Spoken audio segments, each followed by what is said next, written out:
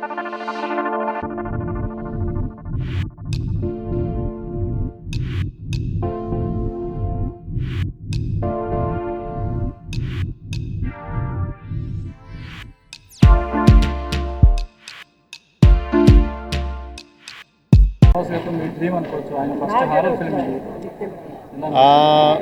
యాక్చువల్గా ప్రభాస్ గారు ఫస్ట్ నన్ను చూస్ చేసుకుంది ఒక మంచి ఫన్ ఫిల్మ్ చేయాలని.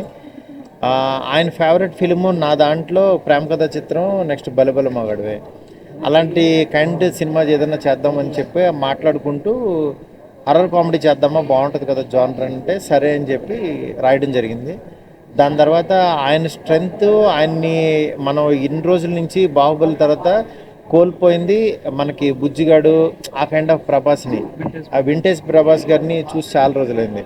ఆ ప్రభాస్ని తీసుకొచ్చి ఇలా మాట్లాడిద్దామని అంటే ఆయన కూడా నాకు ఇలా కావాలని చెప్పి ఆయన చూస్ చేసుకున్నారనమాట. చూస్ చేసుకుని చేసింది ఇది.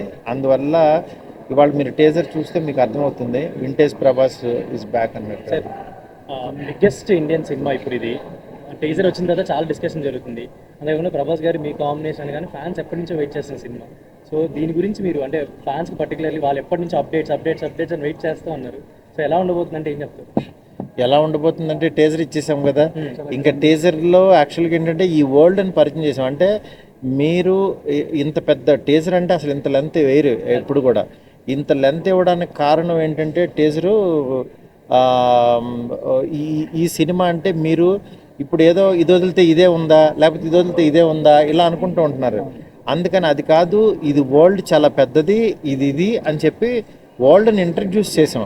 కానీ రియల్గా అసలు మీరు ఈ సినిమా ఏంటనేది మేము నెక్స్ట్ వదిలే కంటెంట్స్ తెలుస్తూ ఉంటే మీరు చాలా ఎగ్జైట్ అవుతారు. ఈ సినిమా కోసం మీరు వెయిట్ చేస్తారు. సంజయ్ దత్ గారి క్యారెక్టర్ కూడా టీజర్లో చాలా ఎక్కువ కనిపించింది. అవును, సినిమాలో హీరో తాత క్యారెక్టర్, అందువల్ల ఆయన కూడా చాలా ఇంపార్టెంట్ హీరోలు. అంటే హీరో తాత క్యారెక్టర్ సంజయ్ దత్ అంటున్నారు, మరి సిగార్తో ఓల్డ్ లుక్లో ఉన్న ప్రభాస్ క్యారెక్టర్ ఆయన ఇంకో తాత అనుకోండి. సరే, అంటే ఈ మధ్య హీరోయిన్స్ టాపిక్ కూడా ఒకటి వచ్చింది. అంటే ప్రభాస్ గారు అంతా యాక్షన్ సైడ్ వెళ్ళిపోయారు అని. అండ్ దీంట్లో కూడా కామెడీ కూడా చాలా రోజుల తర్వాత ఒక మంచి గ్రిప్పింగ్ కామెడీ కూడా రన్ అవుతుంది. మీ ప్లస్ పాయింట్ కూడా కామెడీ. సో ప్రభాస్ గారిని మనం అంటే ఆ బుజ్జిగాడు, డార్లింగ్ ఇలా ఆ కామెడీ జోన్ ఎక్కువ ఎక్స్పెక్ట్ చేయొచ్చు ఈ మూవీలో. డెఫినెట్గా అండి. అంటే ఆ సినిమాల కంపారిజన్ అని కాదు, ఆ సినిమాలు ఈ సినిమా సంథింగ్ డిఫరెంట్. ఇది ఈ సినిమాల్లో అంటే ఆ సినిమాల్లో యాక్షన్తో పాటు క్యారెక్టరైజేషన్ జోవియల్గా ఉంటుంది. కానీ ఇదేంటంటే ఒక ఫన్ ఉంటూ క్యారెక్టరైజేషన్ ఉంటూ ఇది ఒక బిగ్ స్కేల్లో ఉంటూ మళ్ళీ ఆడియన్స్కి ఏం కావాలో ఫ్యాన్స్కి ఏం కావాలో అవన్నీ ఉంటూ మీరు 3 hours ఒక వేరే వరల్డ్కి వెళ్ళిన ఫీలింగ్ వస్తుంది.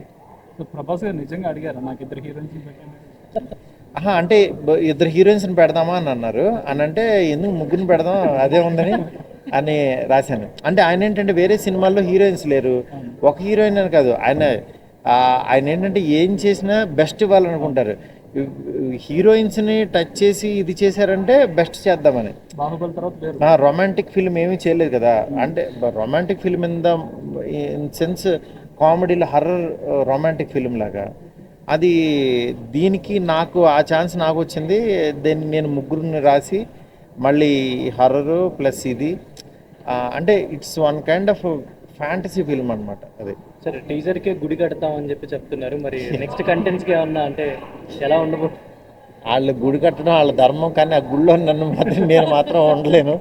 నేను బయట ఉండి నా బొమ్మ చూస్తాను. నాకు తెలియదు. ప్రభాస్ గారు అంటే పాన్ బౌల్గా అవుతారు, కానీ మారుతి గారు ఫస్ట్ పాన్ ఇండియా సినిమా ఎలాంటి జాగ్రత్తలు తీసుకున్నారు? మిగతా భాషల్లో కూడా ఈ టైప్ ఆఫ్ మనకి ఒకటేనండి. నేను తీసుకున్న జాగ్రత్త ఏంటంటే నేను ప్రేమ కథా చిత్రం చేసినప్పుడు హర్రర్ కామెడీలో ఒక లో బడ్జెట్లో అదొక ట్రెండ్ సెట్ అయింది అప్పుడు.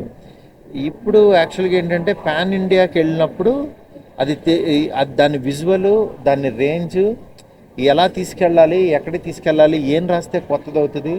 ఎందుకంటే నేను తీసిన తర్వాతే 500 హర్రర్ కామెడీలు వచ్చినాయి. దీంట్లో ప్రభాస్ గారు చేస్తున్నప్పుడు అది ఎంత కొత్తగా ఉండాలి, అది నెక్స్ట్ లెవెల్కి ఎలా వెళ్ళాలి.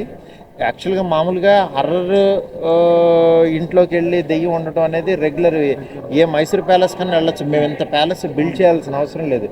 బట్ దీనికి ఉండే క్యారెక్టర్ వేరు, దీనికి ఉండే వాల్యూ వేరు, ఇవన్నీ చాలా ఉన్నాయన్నమాట. ఇవన్నిటిని మీరు ఈ చూడబోతున్నారు. ఫ్యాంటసీ వరల్డ్కి ఏమైనా పేరు పెట్టుకున్నారు అలా ఏం లేదు, హర్రర్ రొమాంటిక్ ఫ్యాంటసీ అంతే.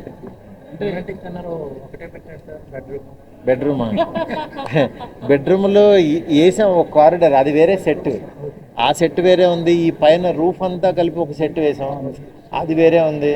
ఇట్లా డిఫరెంట్ చాలా వేసారు, కొన్ని కొలాబ్స్ అంటే ఇంకా తీసేసాం, ఇంక అన్నీ వేసి కూర్చోలేం కదా రెంట్లు కట్టుకుంటూ.